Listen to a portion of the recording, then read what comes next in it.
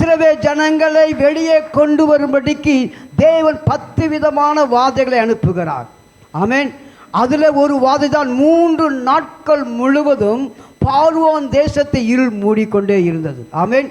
ஒருவரும் என்ன வரவில்லை, வெளியே வரவுமில்லை, போக்குவரத்து. ஆனால் தேவனை தேடுகிற, தேவனை நமஸ்கர, கர்த்தர் மேல் அன்பு வைத்திருக்கிற பிள்ளையை சுற்றி ஒரு வெளிச்சம் வந்து கொண்டே இருந்தது.